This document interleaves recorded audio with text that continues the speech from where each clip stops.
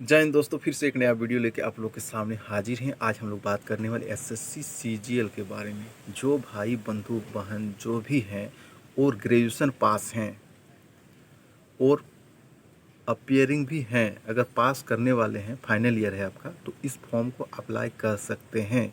सबसे पहली बात मैं ये आप लोगों को बता देता हूँ, कोढ़ी आदमी, आलसी आदमी इस फॉर्म से ही दूर रहें, क्योंकि भाई पैसा बहुत मेहनत से आता है।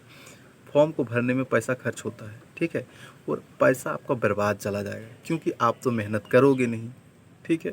तो इस फॉर्म को आप लोग क्विक कर जाइए, मतलब छोड़ दीजिए, ठीक है। सिर्फ मेहनती लड़के ही इस फॉर्म को भरें, क्योंकि यह एग्ज़ाम जो है सीजीएल का टफ होता है। टफ किसके लिए?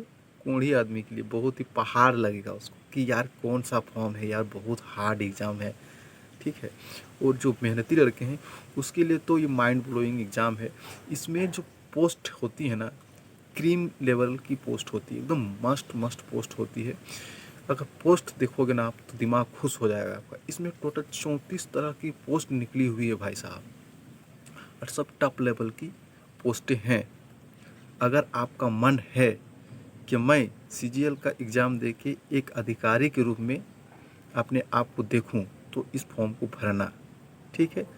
अगर टाइम पास करने के लिए फॉर्म को भरना चाहते हो कि मैं, तो इस फॉर्म को मत भरो। मेहनत करना चाहते हो तो इस फॉर्म को आप लोग भर सकते हो। ग्रेजुएशन पास, ठीक है, ग्रेजुएशन पास और ग्रेजुएशन अपियरिंग वाले, ठीक है दोस्तों। तो इस फॉर्म को भर दो, 24 तारीख से ही ये फॉर्म भरा जा रहा है। ये जो date of submission online application है 24/6/2024 से ही शुरू हो गया है, और इसका ख़त्म डेट कब है? 24/7/2024 तक इस फॉर्म को आप लास्ट भर सकते हैं, ठीक है।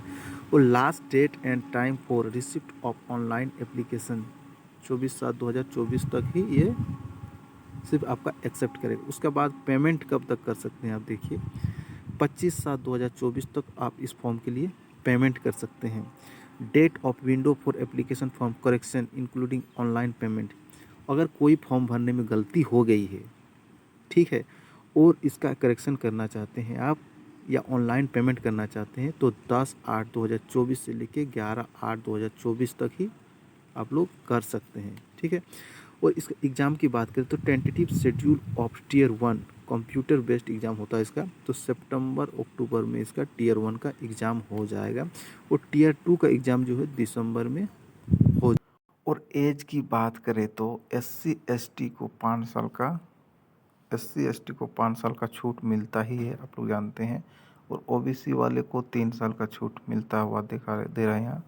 और PWBD जो है अनरिजर्व्ड 10 साल का, और OBC जो रिजर्व पर्सन है उसको 13 साल, और SC ST का PWBD के लिए 15 साल। एक्स सर्विसमैन जो हैं उनको 3 साल after dedication of the military service, है ना। ये आपको छूट मिलने वाला है एज में, ठीक है, एज में ये आपको छूट मिलने वाला है।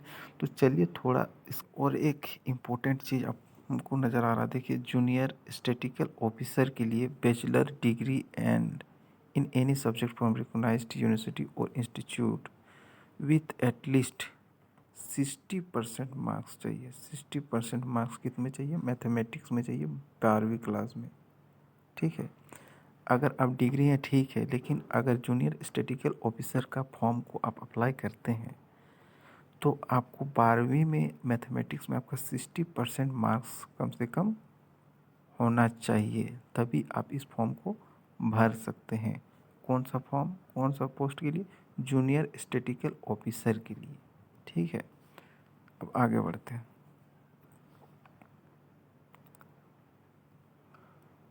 दूसरा यहाँ देखिए, statistical investigator grade 2, statistical investigator का जो पोस्ट है इसके लिए क्या दिया हुआ है? बैचलर डिग्री चाहिए आपको एनी सब्जेक्ट विथ स्टैटिक्स, ठीक है।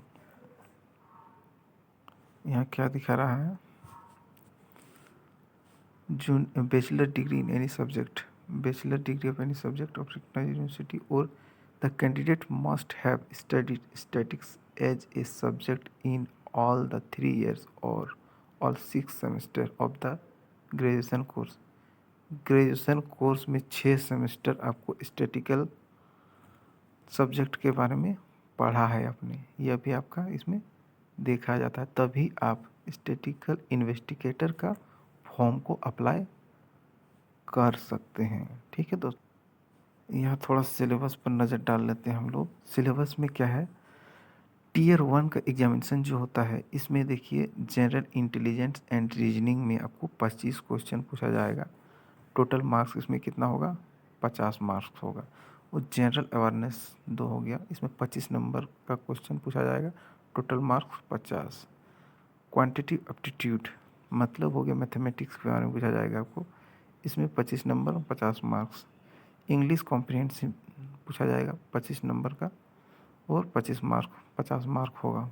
ठीक है, टोटल जो इसमें है टाइम दिया जाएगा 1 घंटा, और जो डिसेबिलिटी पर्सन हैं उसके लिए 1 घंटा 20 मिनट का समय दिया जाएगा। ठीक है, अब टीयर 2 एग्जामिनेशन के बारे में देख लेते हैं।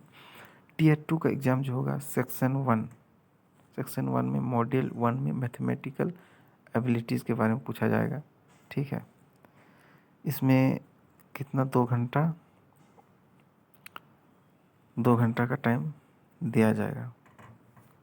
ठीक है, टोटल मॉड्यूल 1 एंड मॉड्यूल 2 में 1-1 घंटा 2 घंटा का टाइम दिया जाएगा। ठीक है, और मॉड्यूल 1 में 30 क्वेश्चन पूछा जाएगा और मॉड्यूल 2 में 30 क्वेश्चन, टोटल मिला के 60 क्वेश्चन पूछा जाएगा। ठीक है, और 60 क्वेश्चन में हर एक क्वेश्चन में 3-3 मार्क्स दिया जाएगा, तो 180 मार्क्स हो गया टोटल मिला के। ठीक है, मॉडल 2 में रीजनिंग एंड जनरल इंटेलिजेंस पूछा जाएगा और मॉडल 1 में मैथमेटिक्स के बारे में पूछा जाएगा। ठीक है,